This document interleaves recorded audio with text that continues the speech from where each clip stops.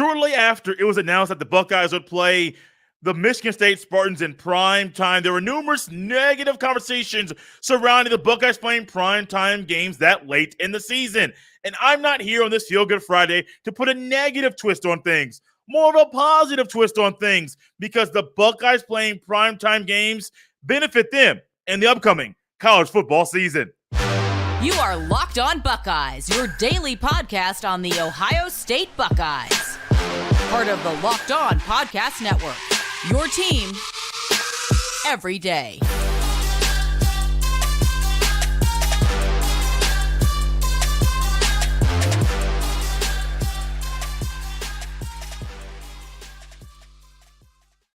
What's up, Buckeye fans? Welcome back to another episode of Locked On Buckeyes for the Locked On Podcast Network. I'm your host, Jay Stevens, also the host of the Jay Stevens Podcast. It is a Friday, May 26th in the year 2023, and I want to thank you for making Locked On Buckeyes your first listen or first watch of every single day. During today's episode, we will discuss Ohio State players who could win national awards at the end of the season and a schedule conflict Thanksgiving weekend.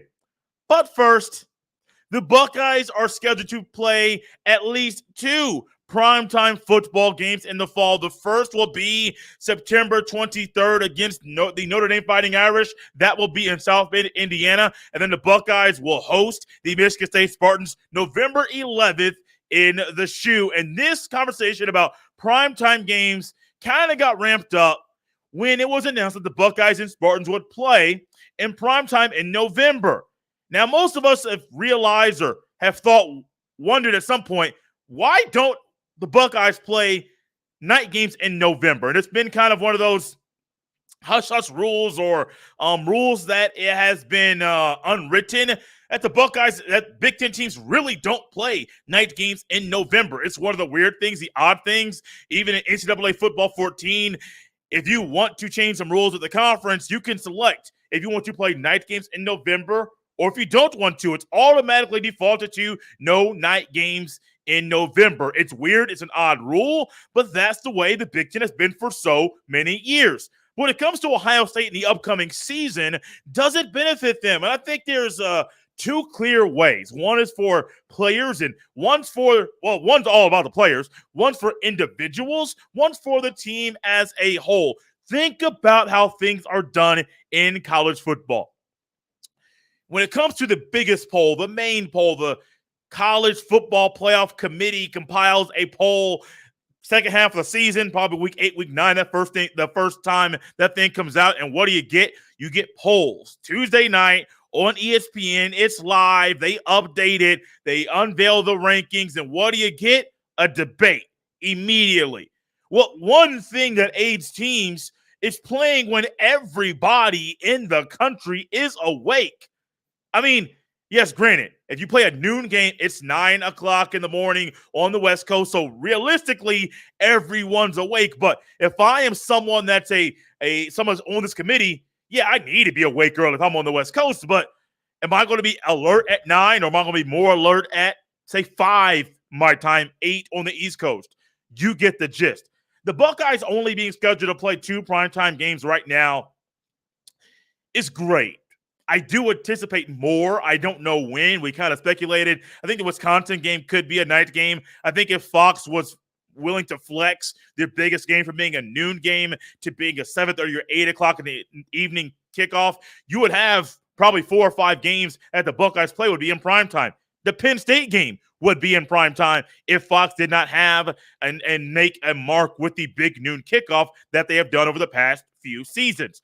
So as a team, it does help you because not just in the CFP, but the AP poll, everybody is able to see and watch you.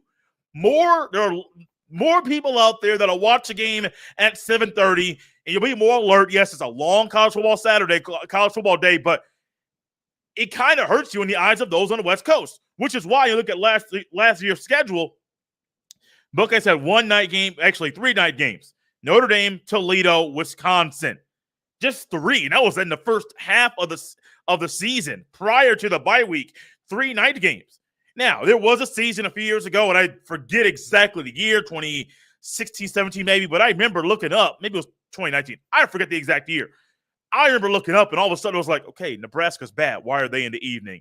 This school's bad. Why are they in the evening? Well, you got to fill space, and ESPN and ABC wanted to have Ohio State on their TV because it brings eyeballs. And I think if you want to influence the pollsters, playing later in the day helps you in that way. Now, also, when it comes to national awards, and this kind of was a thought that came into my head when I was thinking about what Buckeye players could win national awards at the end of the season. If I'm Marvin Harrison Jr., or if I'm Kyle McCord, let's say Kyle McCord pops off, or let's say I'm JT Tuimoloau, or I am Tommy Eichenberg, or Still Chambers, or I am Lathan Ransom, and I'm trying to win a national award for the position that I play. Maybe overall outstanding for everybody, but I'm trying to win a national award. The more exposure you get in the evening on the East Coast, especially because those on the West Coast will be awake and those that are voting will be more tuned in, more excited, more hyped up, and more ready to go for your game, that's going to help you too. Now, I will say this. I am not going to sit up here and say if I'm a voter, like, I'm not going to take account in earlier games and I'm not going to be fully aware. Being a voter of any of these awards, the Maxwell Award or the Walter Camp Award, the Davey O'Brien, the Bolitnikoff, the Doak Walker, so on and so forth. Buddy, that's heavyweight. You have so much writing on your vote, and you need to know who are the best receivers, when are they playing, who are the opponents that they're playing, how good is that defense that person is going up against that day, how have they performed over the past few weeks, and things like that. And it's going to help you win more national awards. I truly believe that. If you look at Ohio State a year ago, I think Stroud would have had to make some amazing play, an amazing game against Michigan, especially coming after the Northwestern game to win the Heisman. But if you look, now this is an aid of also the coach that he plays on, but if you look at Caleb Williams, when did Caleb Williams play all of his games Eastern time? The earliest game Caleb Williams and the USC Trojans played a year ago outside of the bowl game, the Cotton Bowl game against Tulane, was 6 p.m. Eastern. So literally the coast that Caleb Williams was on allowed him and helped him to be in front of more TV, more eyeballs, be on more television screens, and it helped him make a name for himself. Stanford was a 7:30 kickoff. Who else did you have? Oregon State, a 9:30 kickoff. Utah, 8 o'clock the first time. Arizona, 6 o'clock. I'm trying to keep going. UCLA, ranked 8 Eastern. Notre Dame, not ranked at the time, 7:30 Eastern. Now, it's the 8 of the coast, but also Marvin Harrison Jr., if he's playing in more later games and more primetime games, I guarantee you he gets more buzz for the Heisman. Stroud, if he's in more primetime games, Stroud was already an amazing talent, amazing quarterback, but he gets more buzz for the Heisman. Primetime games help you with the pollsters, but also, buddy, they help you win national awards, get in front of more people, more eyeballs, more television screens, and create more buzz for you to win national awards at the end of the season. Speaking of national awards, there are numerous Buckeyes that are going to be in the conversation during the preseason of being able to win a national award at the end of the year. Who are some of those players? We'll discuss them next on Locked On Buckeyes. This episode is brought to you by Birddogs. It's the time of year. Memorial Day weekend is here and upon us, and I am looking for ways to revamp my wardrobe. Put some fresh stuff in there. And our friends at Birddogs, they allow you to do just that. Their stretchy fabric makes my legs look great. And they're comfier than my other shorts and pants. They give me the freedom to wear one pair of shorts, pants on the golf course to a meeting, a date, or hanging out with friends. And even pardon my take host PFT famously never wears pants. And the only shorts he truly loves are Birddogs. So go to birddogs.com/LockedOnCollege. And when you enter promo code LockedOnCollege, they'll throw in a free custom Birddogs Yeti-style tumbler with every order. Once again, go to birddogs.com/LockedOnCollege. And when you enter promo code LockedOnCollege, they'll throw in a free custom Birddogs Yeti-style tumbler with every order. Thanks for making Locked On Buckeyes your first listen every single day. Make sure you subscribe to Locked On Buckeyes on YouTube. There will be some YouTube exclusive videos going out on the weekend, trying to make it. We're going to make this thing a 7-day-a-week show. 5 podcasts coming out in the week, Monday through Friday. Not having one coming out on Memorial Day. Going to enjoy the holiday with our people, but also YouTube Shorts. They're fun, they're short, and they're great for our attention spans. YouTube Shorts will be there, trying to get things going 7 days a week for your enjoyment right here on the Locked On Buckeyes podcast, which is a part of the Locked On Podcast Network, your team every day. So national awards are one thing that in the preseason, there's a lot of speculation, a lot of preseason hype surrounding some players. Imagine if C.J. Stroud decided to return to Ohio State, or not return, stay at Ohio State. The whole return stay thing, I don't know why this is coming out right now. The whole return to school thing, when the player has not left school, but he's announced that he's going to stay in school and play another year at the school he was already at. It's like, how are you going to return to a place when you never left? Just a thought that came into my head. I don't know why this just came out right now, but here we are. If C.J. Stroud decided to stay at Ohio State instead of go to the NFL, he would be someone that would get all the preseason buzz and hype surrounding the Heisman Trophy conversation.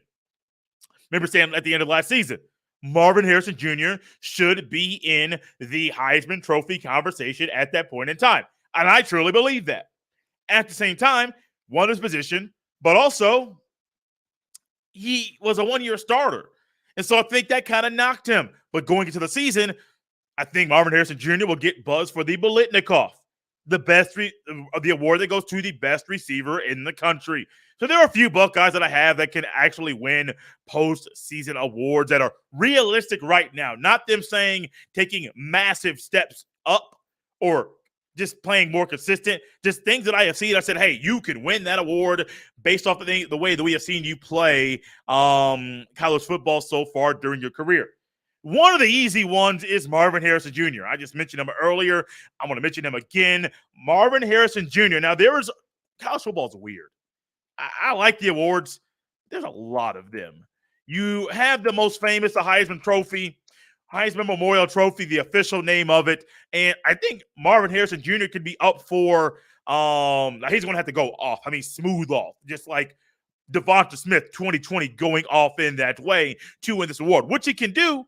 But I think Marvin Harrison Jr. can be up for and can win the Heisman, the Maxwell, which goes to the Player of the Year award, the Most Outstanding Player, the Walter Camp Award, which goes to the Player of the Year.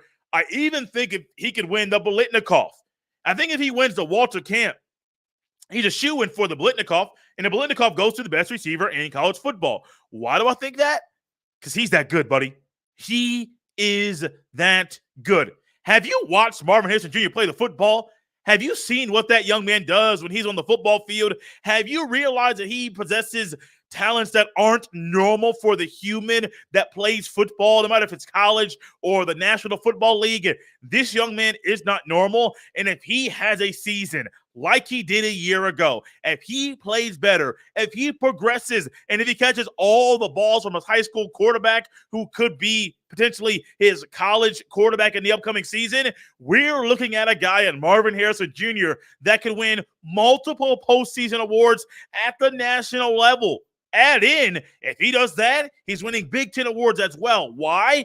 Because he's that good. Marvin Harrison Jr. will be out here stunting like his daddy, Marvin Harrison Sr., on his way to winning numerous awards at the end of the season. And when I think about numerous awards that could be won, not just the Maxwell, the Heisman, the Walter Camp, Biletnikoff, that's a lot for one person during one ceremony.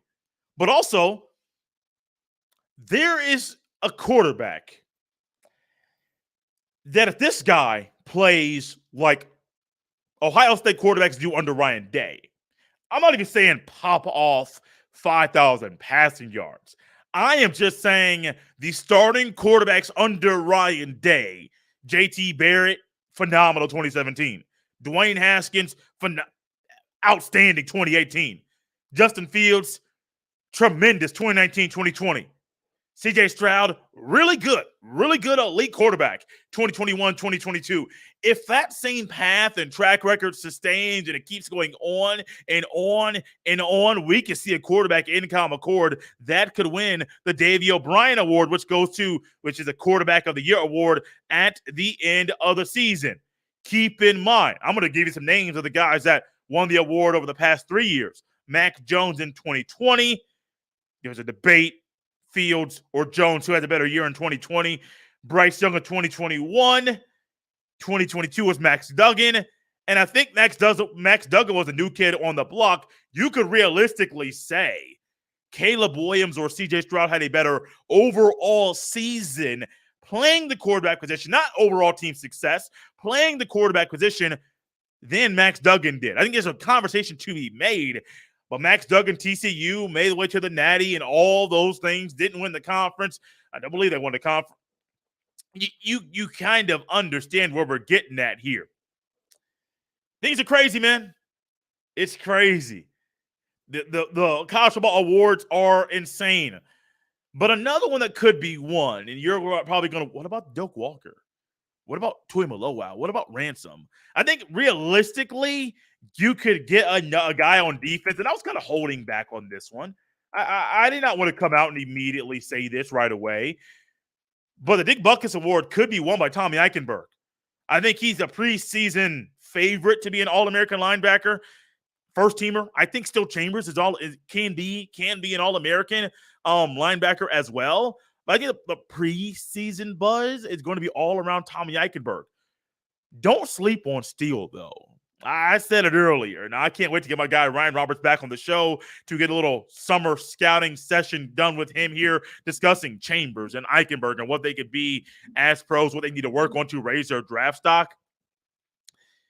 It wouldn't be shocking if numerous scouts around the NFL were saying, if Steele Chambers keeps progressing like he is, he could be the higher draft pick over Tommy Eichenberg. I think it's a legitimate conversation to be made surrounding those two guys. I think Steele Chambers' athleticism and his ranginess and just getting his feet more planted playing linebacker in college football, I think NFL people might say, well, Tommy Eichenberg, is he going to be quick enough?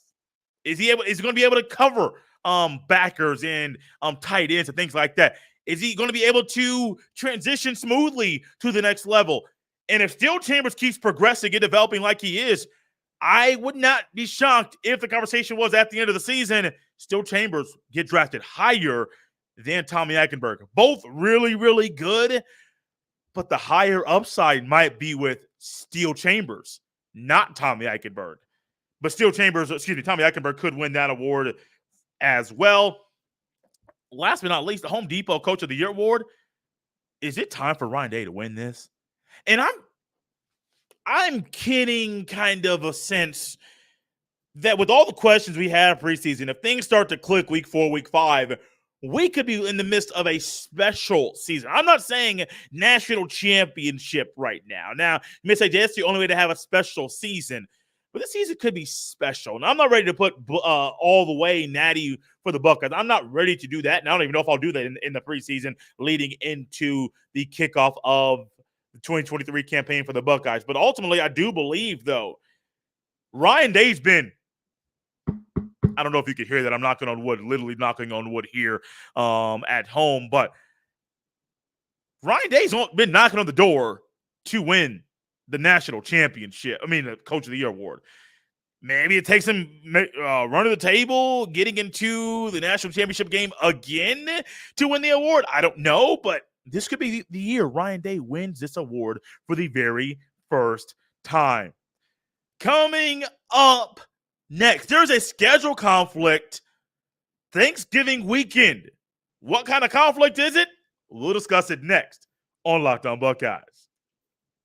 So this is something that I didn't realize was happening when it was announced that the Buckeyes and the Wolverines would play on Fox, big noon, 12 noon Eastern, which was expected. That's expected every single year, unless Fox says, well, we can flex again at 3:30 based on how the teams are playing. But since Big Noon is their baby, they're going to say, no, Big Noon, announce it now, hype it up now, make more money for us now. Let's get that thing done now. So I don't know. I don't know. But once I saw that, I was like, basketball. There's a basketball tournament. The Buckeyes and Chris Holtmann play in numerous holiday tournaments, Thanksgiving week or the following time after. Just what Chris Holtmann has done. He did it at Butler, does it now. He believes it better prepares your team for the postseason. Ultimately, I wonder, does it truly help your team for the postseason? Because I do think, and I wonder, part of me thinks it does not. So I don't know. Chris Holtmann's teams have never done good in the postseason in Columbus. So maybe revamp that schedule, revamp it a little bit, and try to make things easier in the beginning, or do something. I don't know. Maybe play a Gonzaga schedule. You only play the best of the best of the best in the preseason before you get into league play. And it helps you in that way kind of get better quicker at the beginning of the season. But got to get off that high horse. Thanksgiving weekend, the Buckeyes, of course, are going to play the Wolverines on the 25th. The basketball team is going to be at a tournament. I believe it's the Emerald Tournament. I forget the exact name of it. But there's a game that they have on Friday. If they lose that game Friday, you could be looking at a Buckeye basketball game being played literally at the conclusion of the Ohio State-Michigan game. Now, if they win that game Friday, their game on Saturday will be on will tip off at 7:00. So the conflict, I do believe this is only the 5th time the Buckeyes basketball team is playing a game on the same day as the game against the Michigan Wolverines. It just doesn't seem smart. You also want to schedule these type of tournaments. I believe Oregon's going to be in it. I believe it was San Bernardino is going to be in it. Alabama's going to be in it. So you're having 3 schools that could realistically win their conference playing football conference that weekend. So not only do you have the game Ohio State versus Michigan, you have, I believe it is the Civil War, or can we not call that game anymore? I don't know. I don't live on the West Coast. But you have Oregon State. I believe it was once called the Civil War. They may have changed that weekend as well. So the Duck fans, if they do double duty in Buckeye and Duck football and basketball, we'll be doing that weekend. But then also you have literally the Iron Bowl is the same thing. But if I'm Alabama, the Iron Bowl's played. If Alabama plays that early game, it's going to be the same time as the Iron Bowl. So I understand basketball's one thing, football's one, 2 different things, but I hope for the future. This is my hope, and I think it's yours as well. You might not care about Buckeye basketball, but you might watch a little tournament every now and then in the preseason, because I say preseason. It's not preseason before the season starts, just preseason before Big Ten games start. You might tap in because, Nate Oates, Alabama, name might ring a bell. Alabama basketball coming up a little bit. You might want to tune in. Oregon, Phil Knight, Nike. You might want to tune in. And so it's not the best thing for Ohio State to do this, the basketball team to do this. It's an understood thing. Buckeyes, Wolverines, Thanksgiving weekend, 12 noon, whatever the channel is. That's an understood thing. College football fans around the country know when Ohio State and Michigan are going to play every year, because it rarely changes. For the future, try your best, basketball schedule makers, to not make this happen. Now, you sign up for the tournament, and you may sign up 2 or 3 years out, and all of a sudden you're like, ooh, so you're not going to play in the middle of the week. You're going to play at the end of the week, and it's when the Buckeyes play the Wolverines, and we generally try to watch our team and rep them, but we got to prepare for a game. So some of these things are literally outside of the school's control, and I do believe if you pull out of a tournament, there may be a financial penalty. So I understand it. But in the future, the hope and the goal, never play a Buckeye basketball game on the same day as Ohio State, Michigan. It's better for the basketball game, because if you want viewers, if you want people to watch you, the eyes of not just a college sports fan or college basketball fan, eyes of the college sports fan as a whole that day are centered on college football. I mean, Thanksgiving weekend is full of rivalry games. So why do it? Doesn't make sense. It's a conflict. I'll be playing double duty trying to get out of a live post-game show to watching the Buckeye basketball game shortly after that. I mean, I'll be doing it. But this might be the one time where, like, if it was not job-oriented, probably wouldn't really be watching that because there's going to be a lot of good football being played that day. Guys, out of here on a Friday, a feel-good Friday. Pools open up. It's a holiday weekend, 3-day weekend for numerous people. Let's enjoy it. Let's enjoy the sunshine. We've been waiting for this weekend, and it's finally here. You can follow me on Twitter at jstevens07. You can send all of your emails to jstevens317@gmail.com. Thanks for making Locked On Buckeyes your first listen every single day. Now make sure to go check out Locked On Sports Today or Locked On Browns or another show that's across the lineup of podcasts at the Locked On Podcast Network. Locked On Buckeyes is a part of the Locked On Podcast Network, your team every day. For Locked On Buckeyes here on a Feel Good Friday, I am Jay Stevens. I'll see you next time.